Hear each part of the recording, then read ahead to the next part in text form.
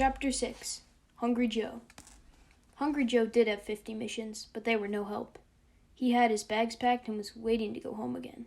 At night he had eerie, ear-splitting nightmares. They kept everyone in the squadron awake, but Hupple, the 15-year-old pilot who had lied about his age to get into the army, and lived with his pet cat in the same tent with Hungry Joe. Hupple was a light sleeper, but claimed he never heard Hungry Joe scream. Hungry Joe was sick. "So what?" Dr. Nika snarled resentfully. "I had it made. I tell you, 50 grand a year I was knocking down, and almost all of it tax-free since I made my customers pay me in cash. I had the strongest trade association in the world backing me up, and look what happened. Just when I was all set to really start slashing it away, they had to manufacture fascism and start a war horrible enough to affect even me. I gotta laugh. When I hear someone like Hungry Joe screaming his brains out every night, I really gotta laugh. He's sick? How does he think I feel?" Hungry Joe was too firmly embedded in calamities of his own to care how Dr. Nika felt. There were the noises, for instance. Small ones enraged him, and he hollered himself hoarse at Arfie for the wet, sucking sounds he made puffing on his pipe. At Orr for tinkering. At McWatt for the explosive snap he gave each card he turned over when he dealt at blackjack or poker. At Dobbs for letting his teeth chatter as he went blundering clumsily about, bumping into things. Hungry Joe was a throbbing, ragged mess of motile irritability. The steady tickling of a watch in a quiet room crashed like torture against his unshielded brain. "Listen, kid," he explained harshly to Hupple very late one evening. "If you want to live in this tent, you've got to do like I do. You've got to roll your wristwatch in a pair of wool socks every night and keep it on the bottom of your footlocker on the other side of the room."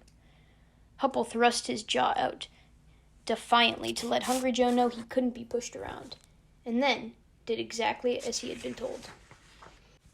Hungry Joe was a jumpy, emaciated wretch with a fleshless face of dingy skin and bone, and twitching veins squirming subcutaneously in the blackened hollows behind his eyes, like severed sections of snake.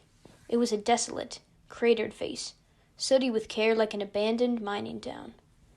Hungry Joe ate voraciously, gnawed incessantly at the tips of his fingers, stammered, choked, itched, sweated, salivated, and sprang from spot to spot, fanatically, with an intricate black camera with which he was always trying to take pictures of naked girls. They never came out. He was always forgetting to put film in the camera, or turn on the lights or remove the cover from the lens opening. It wasn't easy persuading naked girls to pose, but Hungry Joe had the knack. "Me big man," he would shout. "Me big photographer from Life magazine. Big picture on heap big cover. See. Hollywood star. Multi-dinero. Multi-divorces. Multi-ficky-fick all day long." Few women anywhere could resist such wily cajolery, and prostitutes would spring to their feet eagerly and hurl themselves into whatever fantastic poses he requested of them. Women killed Hungry Joe. His response to them as sexual beings was one of frenzied worship and adultery. Idolatry. Different than adultery. It's not Scarlet Letter, guys, don't worry. They were lovely, satisfying, maddening manifestations of the miraculous instruments of pleasure, too powerful to be measured, too keen to be endured, and too exquisite to be intended for employment by base, unworthy men. He could interpret their naked presence in his hands only as a cosmic oversight, destined to be rectified speedily, and he was driven always to make what carnal use of them he could in the fleeting moment or two he felt before someone caught wise and whisked them away. He could never decide whether to furgle them or photograph them, for he had found it impossible to do both simultaneously. In fact, he was finding it almost impossible to do either. So scrambled were his powers of performance by the compulsive need for haste that invariably possessed him. The pictures never came out, and Hungry Joe never got in. The odd thing was that in civilian life, Hungry Joe really had been a photographer for Life magazine. He was a hero now, the biggest hero the Air Force had. Yossarian felt, for he had flown more combat tours of duty than any other hero the Air Force had flown 6 combat tours of duty. Hungry Joe had finished flying his first combat tour of duty when 25 missions were all that were necessary for him to pack his bags, write happy letters home, and begin hounding Sergeant Towser humorously for the arrival of the orders rotating him back to the States.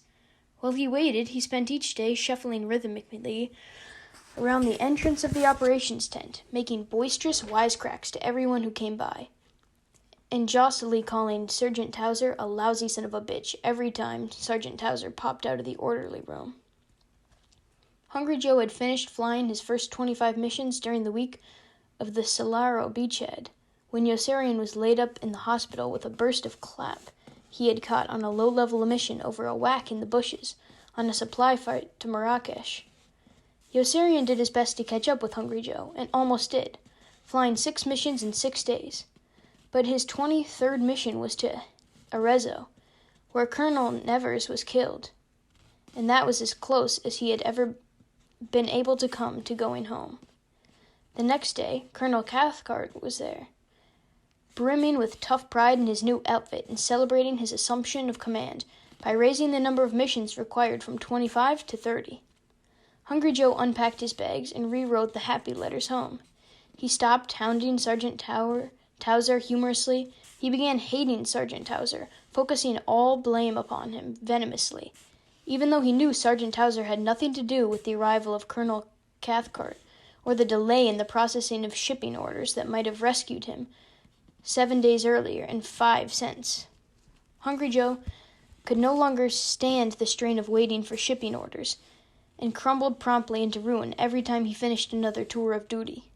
Each time he was taken off combat status, he gave a big party for the little circle of friends he had. He broke out the bottles of bourbon he had managed to buy on his 4-day weekly circuits with the courier plane, and laughed, sang, shuffled, and shouted in a festival of inebriated ecstasy, until he could no longer keep awake and receded peacefully into his slumber. As soon as Yossarian, Nately, and Dunbar put him to bed, he began screaming in his sleep. In the morning, he stepped from his tent looking haggard, fearful, and guilt-ridden, an eaten shell of a human building rocking perilously on the brink of collapse. The nightmares appeared to Hungry Joe with celestial punctuality every single night he spent in the squadron throughout the whole harrowing ordeal when he was not flying combat missions and was waiting once again for the orders sending him home that never came. Impressionable men in the squadron like Dobbs and Captain Flume were so deeply disturbed by Hungry Joe's shrieking nightmares that they would begin to have shrieking nightmares of their own, and the piercing obscenities they flung into the air every night from their separate places in the squadron rang against each other in the darkness, romantically, like the mating calls of songbirds with filthy minds. Colonel Corn acted decisively to arrest what seemed to him the beginning of an unwholesome trend in Major Squadron. The solution he provided was to have Hungry Joe fly the courier ship once a week, removing him from the squadron for 4 nights, and then the remedy, like all Colonel Corn's remedies, was successful. Every time Colonel Cathcart increased the number of missions and returned Hungry Joe to combat duty, the nightmares stopped, and Hungry Joe settled down into a normal state of terror with a smile of relief. Yossarian read Hungry Joe's shrunken face like a headline. It was good when Hungry Joe looked bad, and terrible when Hungry Joe looked good. Hungry Joe's inadvertent set of responses was a curious phenomenon to everyone but Hungry Joe, who denied the whole thing stubbornly. "Who dreams?" he answered, when Yossarian asked him what he dreamed about. "Joe, why don't you go see Dr. Nika?" Yossarian advised. "Why should I go see Dr. Nika? I'm not sick." "What about your nightmares?" "I don't have nightmares," Hungry Joe lied. "Maybe he can do something about them." "There's nothing wrong with nightmares," Hungry Joe answered. "Everybody has nightmares." Yossarian thought he had him. "Every night?" he asked. "Why not every night?" Hungry Joe demanded. And suddenly it all makes sense. Why not every night indeed? It made sense to cry out in pain every night. It made more sense than Appleby, who was a stickler for regulations and had ordered Kraft to order Yossarian to take his Atabrine tablets on the flights overseas after Yossarian and Appleby had stopped talking to each other. Hungry Joe made more sense than Kraft, too, who was dead, dumped unceremoniously into doom over Ferreira by an exploding engine after Yossarian took his flight of 6 planes in over the target a second time. The group had missed the bridge at Ferrara again for the 7th straight day.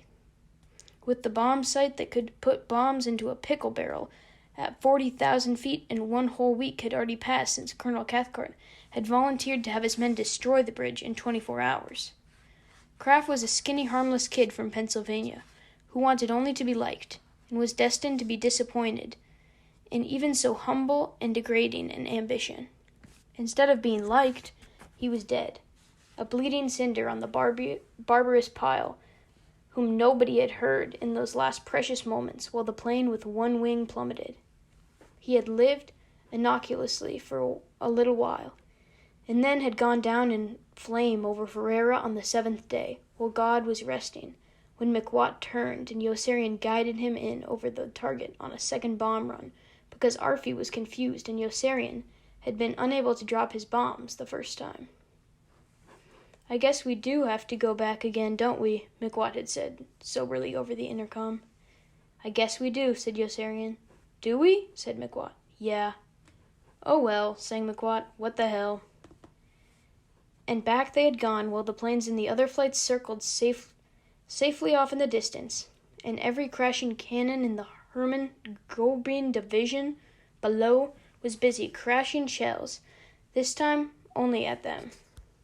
Colonel Cathcart had courage and never hesitated to volunteer his men for any target available. No target was too dangerous for his group to attack, just as no shot was too difficult for Appleby to handle. On the ping-pong table, Appleby was a good pilot and a superhuman ping-pong player, with flies in his eyes who never lost a point. 21 serves were all it ever took for Appleby to disgrace another opponent. His prowess on the ping-pong table was legendary, and Appleby won every game he started, until the night Orr got tipsy on gin and juice and smashed open Appleby's forehead with his paddle after Appleby had smashed back each of Orr's first 5 serves. Orr leaped on top of the table after hurling his paddle and came sailing off the other end in a running broad jump with both feet planted squarely in Appleby's face. Pandemonium broke loose. It took almost a full minute for Appleby to disentangle himself from Orr's flailing arms and legs and grope his way to his feet, with Orr held off the ground before him by the shirt front in one hand and his other arm drawn back in a fist to smite him dead. And at that moment, Yossarian stepped forward and took Orr away from him. It was a night of surprises for Appleby, who was as large as Yossarian and as strong, and who swung at Yossarian as hard as he could with a punch that flooded Chief White Halfout with such joyous excitement that he turned and busted Colonel Moodis in the nose with a punch that filed General Greedle with such mellow gratification that he, Colonel Cathcart, threw the chaplain out of the officers' club and ordered Chief White Halfout moved into the Doc Danika's tent, where he could be under a doctor's care 24 hours a day and be kept in good enough physical condition to bust Colonel Moodis in the nose again whenever General Dreedle wanted him to. Sometimes General Dreedle made special trips down from the wing headquarters with Colonel Moodis and his nurse just to have Chief White Halfout bust his son-in-law in the nose.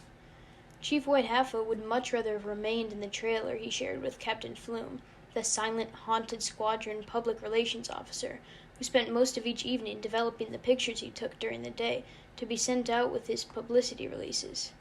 Captain Flume spent as much of his evening as he could working in his dark room, and then lay down on his cot with his fingers crossed and a rabbit's foot around his neck, and tried with all his might to stay awake.